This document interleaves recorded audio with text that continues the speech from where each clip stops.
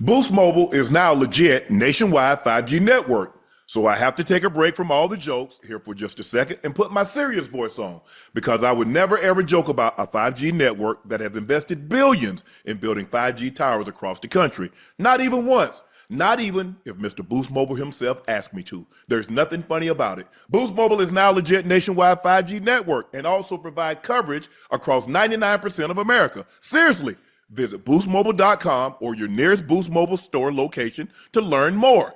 Boost Mobile network, together with our roaming partners, covers 99% of the U.S. population. 5G speed, not available in all areas. And now we got coming to the stage. We're going to hold on from Q&A for a minute. Now coming to the stage, Louisiana's own, New Orleans' own, Master P. We got P here. We got my dog here. Where's P? There you go behind. We got my P.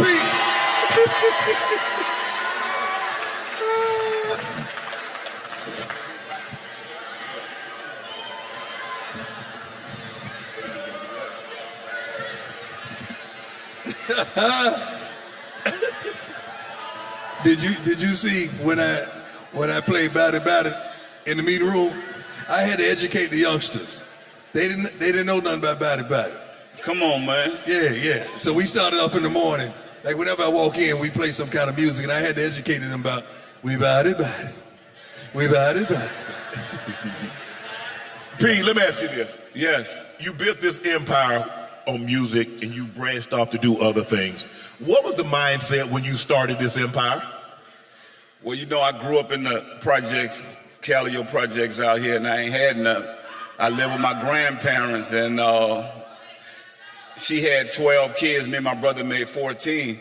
I just wanted to make it out the ghetto. I wanted to get my grandmother a house one day, and that just pushed me. It pushed me and it pushed me. And I said, whatever they could do, we could do it. Mm-hmm. And so ever since after then, I just been building and grinding and hustling, and went from selling no records to over 100 million records independently.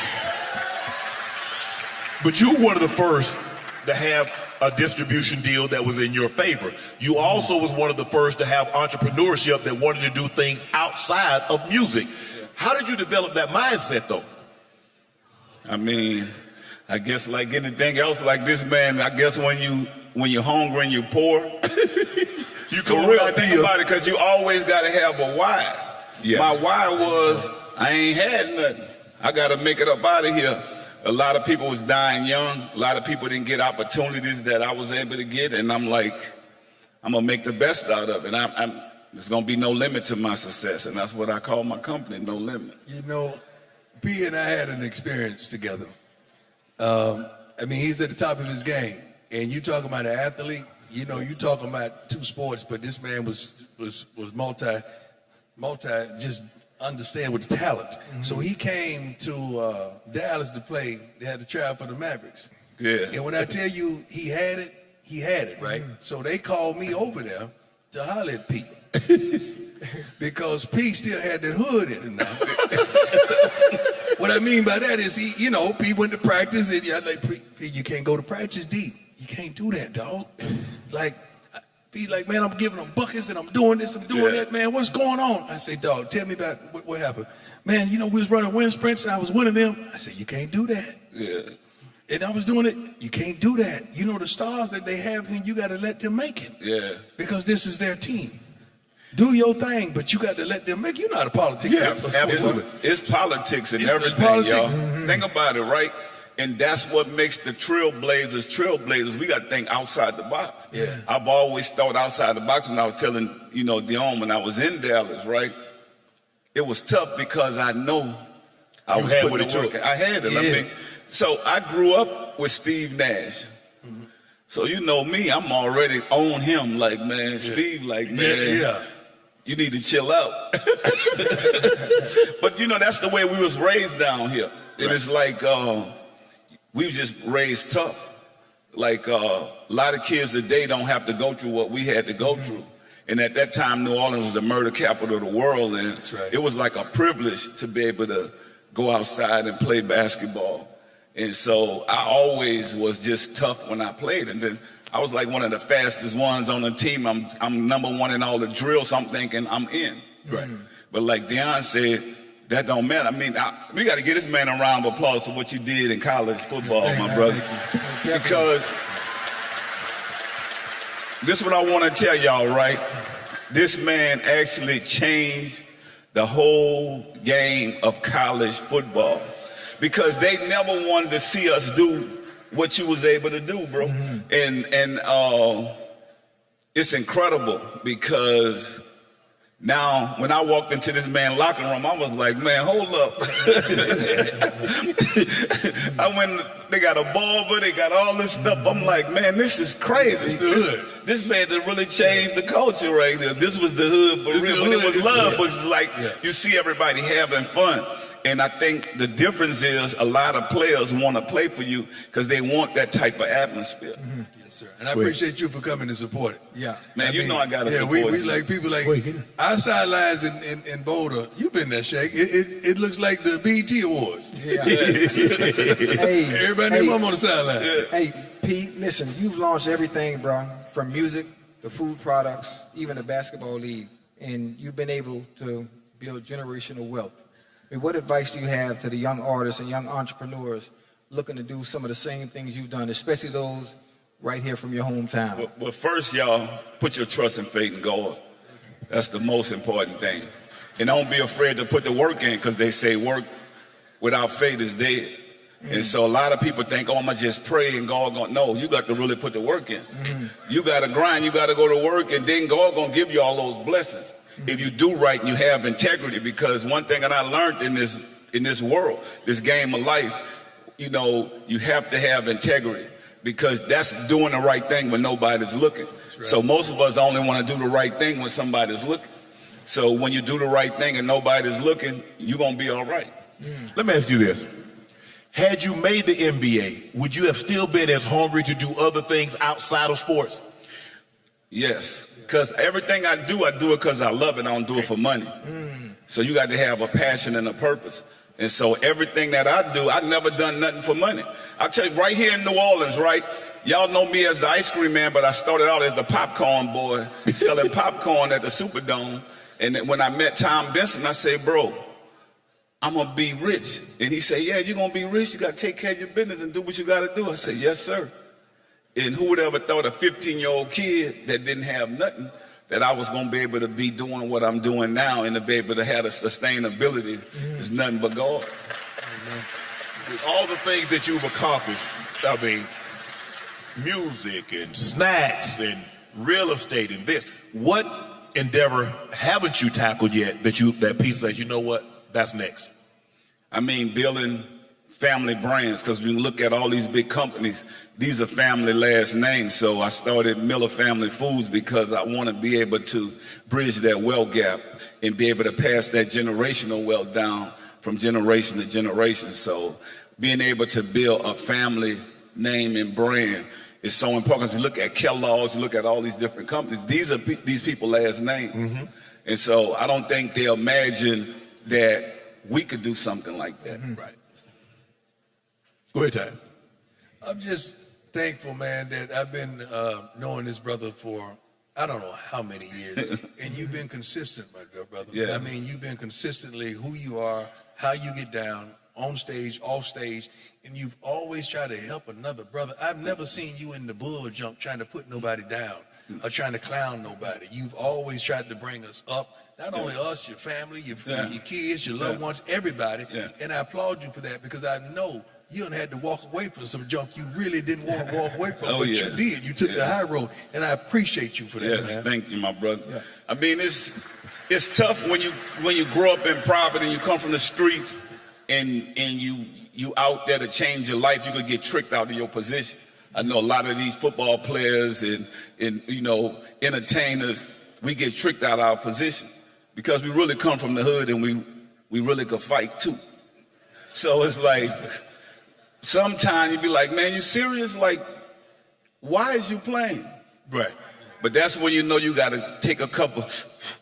You got to take a couple deep breaths because you really know what you're dealing with. But this world now with the social media and the internet, they're going to try you. No matter what. Like, think about it. Now you're seeing people catching cases for somebody just saying something about it. Mm-hmm. So that's why I'm saying it's really a spiritual warfare. And so my thing is, that's why we got to keep praying. Because you can't stop somebody from saying something about you. Now, you know it could be straight false. But now you got to either answer it or you got to not say nothing. And then somebody going to say, well, he must be guilty because he ain't say nothing. Yes. And then if you say something, man, you got too much money. Why are you talking about that? Yeah, hit dog gonna holler. Yeah. So it's like, yeah.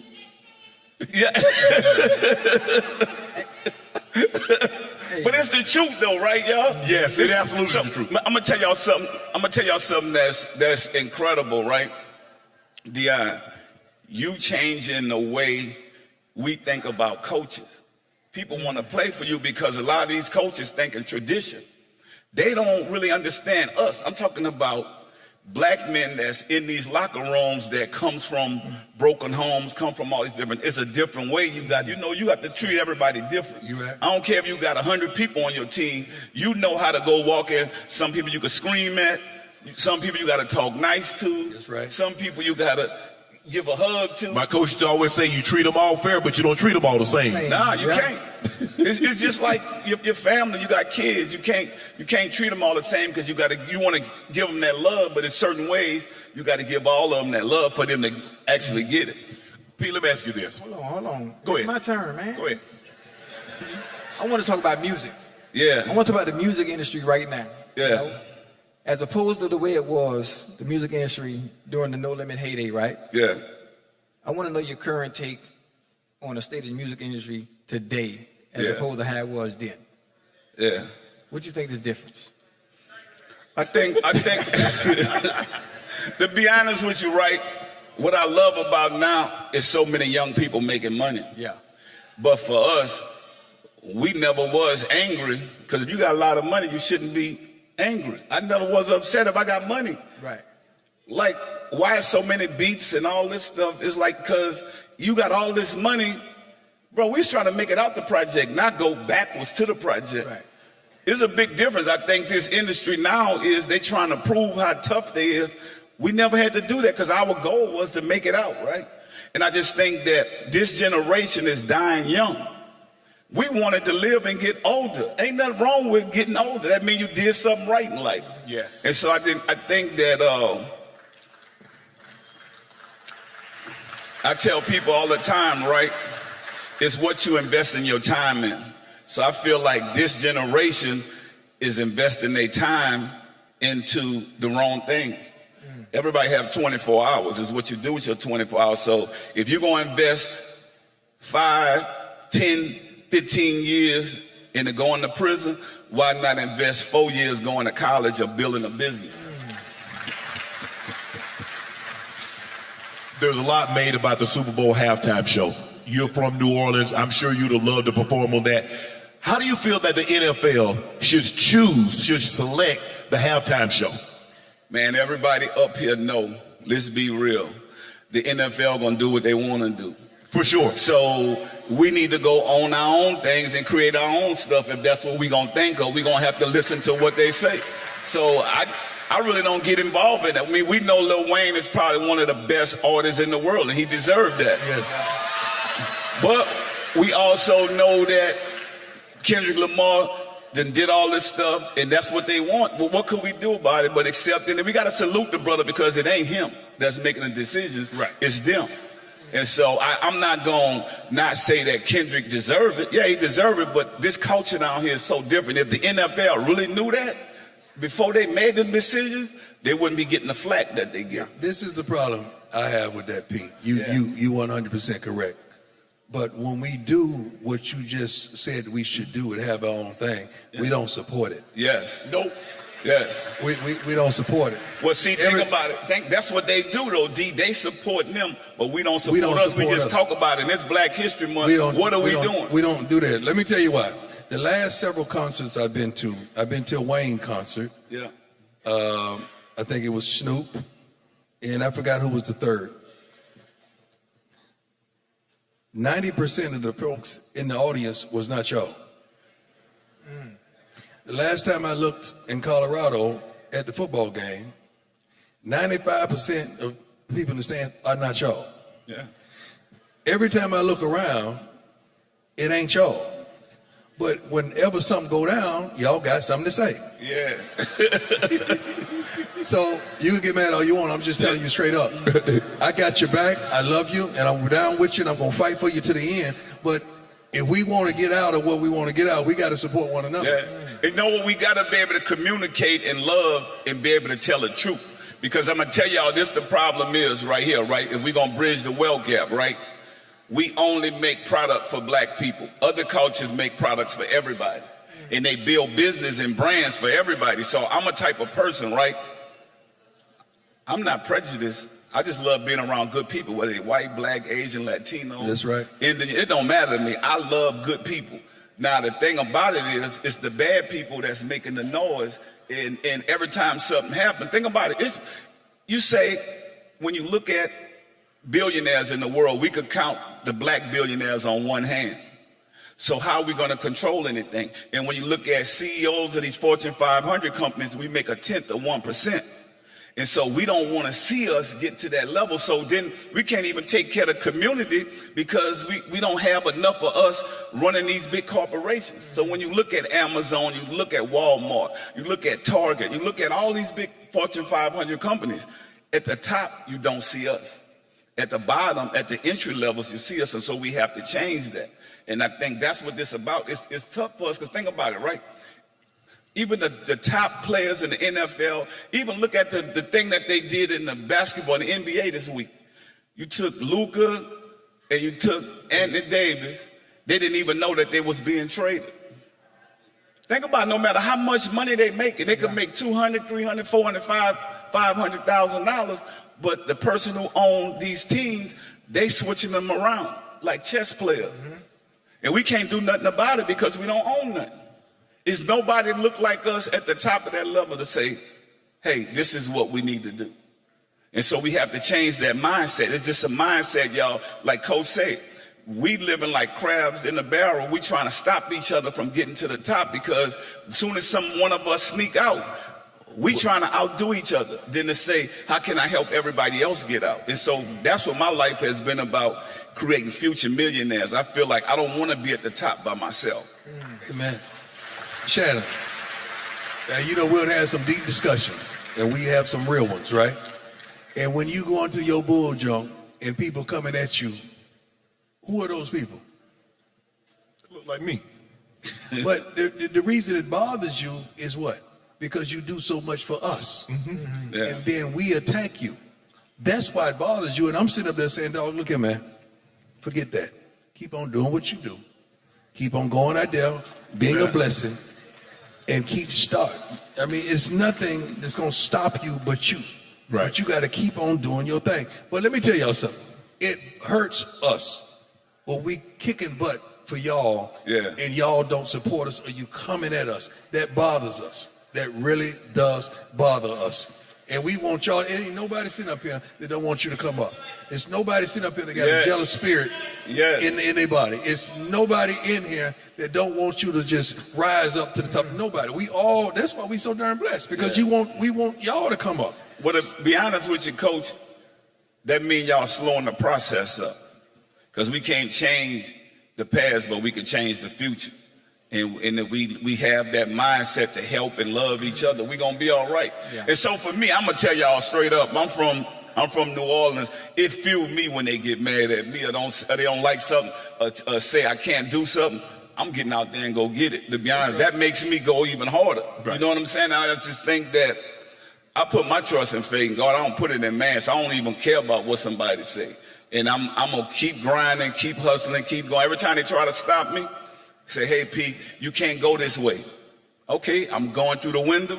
I might climb through the chimney. But no to me is just like, maybe. I ain't taking no's. Right. To be honest with you, I done been through it all. So I feel like God spared my life, and I'm here for a reason. I want to help the next generation. That's what my life is about, helping the next generation. Thank you. Let's give it up for New Orleans' own Master P. We love you, boy.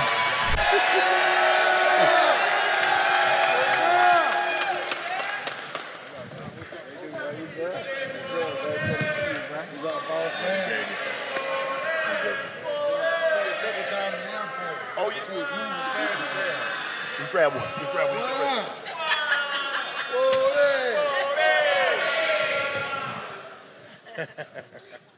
Homes.com is a better way to shop for home buying. Juvie, 400 Degrees is a classic that helped define Southern rap. Tell me where you came when you come up with these songs, because they're timeless. You come on now and everybody hit the dance floor. 20 plus years later, after you came out with this, when you hear those and you hear people talk about it, I know when they see you in the airport and they see you on the street, they talk about 400 Degrees. Yeah. Oh man, it's just crazy, man. You know, I get some ill stories sometimes when I bump into people. You know, and one of the main things I get from some of the people, they say, man, you raised me. Like, man, I don't know your mama, man. Yeah, bro, you got me through some hard times, you know, and you know, I tell them all the time when I see them, I say, hey man, I'm glad I could be of service to you, man.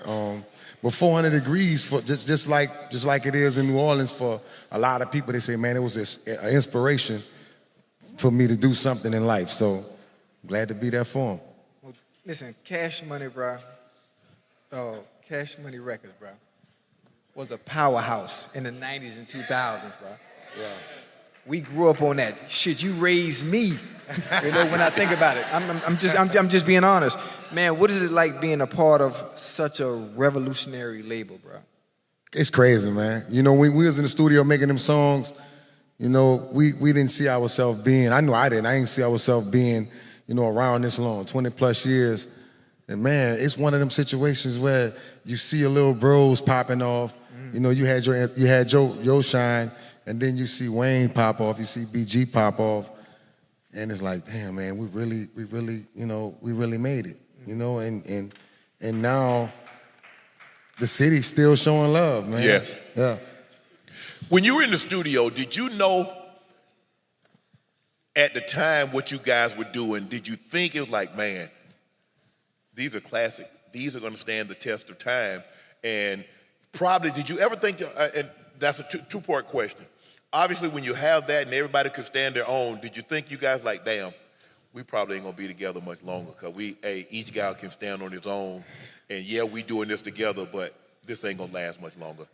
When we got together, man, you know, Cash Money did a overhaul. They had a lot of artists on the label, and then, you know, when I got there, the first thing they told me is it's gonna be you, you know, it's you, Turk, BG, and Wayne. So when we start hitting them studios and we start making them songs, we had no idea of, you know, what the people, what the reaction would be, you know. But when we started doing them tours and that money started coming in, you know, yeah. You know what I'm saying? The Cash Money Rough Rider tours and stuff like that. Yeah, that's I started seeing a little, you know, a few things. Then I started saying, well, man, I hope everybody getting paid right, you know. So I start worrying about my money too. So right. Yeah. Hey, I got you on. Go ahead. Who were your biggest inspirations when you were coming up? And who inspires you now? So when you was coming up before you started popping off and y'all were boy, who inspired you, especially from your own culture? Good question, man. I listen to everybody. I was one of them cats that liked to listen to hip hop, period. But my main influence was Ice Cube. Ice Cube was that guy for me. You know, when NWA came out, Gangsta, and everybody from the city could tell you when Gangsta came out, that changed the way everything in New Orleans, everything, homie. I mean, and Ice Cube was always that dude for me. Who inspired you right now? That's in the game. Somebody that you look at and be like, you know what, that he the one. He one of them. Man, I got a few of them right now. It's this guy sitting next to you, man. I'm inspired by him, the transition. You know, I'm in the transition of my life where I'm getting ready to do a podcast. I see how you're picking up all these awards, and I'm inspired by that, man. And my other inspiration is E40. You know, the way that he took the rap game and started branding himself. Yep. I see you with your LaPortier. I got my yak. Everybody down here knows I'm branding myself all the time. I got Juvie Juice. I got chips. I got papers. You know what I'm saying? I got a few things. And my inspiration right now probably wouldn't be somebody that's in the rap game right now. It's cats that was around back in my day. about being an entrepreneur. Let me ask you this. Weezy was the youngest. Did you know that he was going to grow up to do what he's become? We did, bro. If you listen to Bling Bling, you hear Birdman say, in the year 2000, Lil Wayne gonna tear the game up. That's how we felt. We always knew, Wayne mom wouldn't let them curse. So we had to water it down. We had to he used to come in there with some songs and I said, bro, you can't say that, bro. The kids bro, you can't say that. So we knew then some of the stuff he was saying then, I'm like, damn, bro, when we take the cuffs off, God damn, he gonna, yeah. I mean, when he came up with Bling Bling. Say that again? Bling Bling? Yeah. Did y'all know that was gonna be an anthem? Because everybody started talking, hey, bro, you need that bling. Wayne was making so many sound effects. That was his trick too. I come in the studio talking stupid, like, look, I'm about to mess, I don't care what you got, I'm about to mess over you.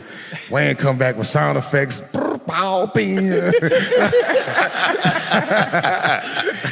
So Wayne was always the one to kill me on the song, man. But yeah, man, I didn't know Bling Bling was gonna be something, especially not a word in the dictionary. Right. Wayne was always creative, bro, beyond, I can't explain it, bro. I can't explain it. In the beginning, dude used to have me laughing. The fact that he was so young and he was like an adult in a kid body. Some of the things he knew, I'm like, bro, how the hell you knew that? Amazing, bro. Real smart too, real book smart too, yeah. If there was an artist right now that you could collaborate outside of me, You spit like that, dog? Oh yeah, I can rap now. Right. Yeah, I spit like that. Yeah. You got rhymes, dog? Yeah. You want to hear it? Oh, no? man. Well, forget y'all. Anyway, if there was an artist you can collab with today, who would it be? Right off the top that's off the of my top. head. Somebody that's active right now. It's Glorilla for a whole bunch of reasons. That's a good one. Yeah. That's a good one. For a whole bunch of reasons too. Yep. I just feel like Glorilla fit that whole hot girl thing that I've been talking about, that we were talking about years ago. Yeah. I'm from the projects. Yeah. She just feel like somebody that's from the hood. Oh, you say Glorilla? Yeah, Glorilla. Yeah, oh yeah, glow on, man. Let her cook. Yeah, she make Let her she cook. like that. That's hot. She that one. Yeah. Juvie, you remember your Tiny Desk? That was a huge success, especially when you Thank slow you, man. motion. Hey, when you hit that slow motion. Yeah. Like when they called you to do Tiny Desk, did you have in your mind like, okay, I want to do this, but to do it the way you did it, I think that's what people like. Well, how a rapper gonna go on Tiny Desk? Because there's normally people with R&B and slow songs and things like that. You brought it a rap and sung it in such a way, people like, well, damn, he might have should have made it like this. Yeah. I didn't do it by myself though, and shout out to my guy, Trombone Short and John Baptiste and Man and Fresh. They really helped me out. Right. They really backed me up. I needed that New Orleans flavor with me. They all came. And the 400 Degrees band, man, they cut up too, man. But it was one of them things where I didn't even know what Tiny Desk was, truthfully. And I made a statement, pissed everybody off. They started going at me on social media. I said, look, if I get 10,000 retweets, I'll go to, I'll come up there and perform on Tiny Desk. Not knowing I had to pay for flights and all that. Right. I'm like, damn, y'all ain't got no budget up there. So yeah, I had to pay for everything, but it was all love, man, because the fans love it. They did. You did an unbelievable job. Ladies and gentlemen, give it up for Louisiana's own, New Orleans' own Juvie. Whoa, there.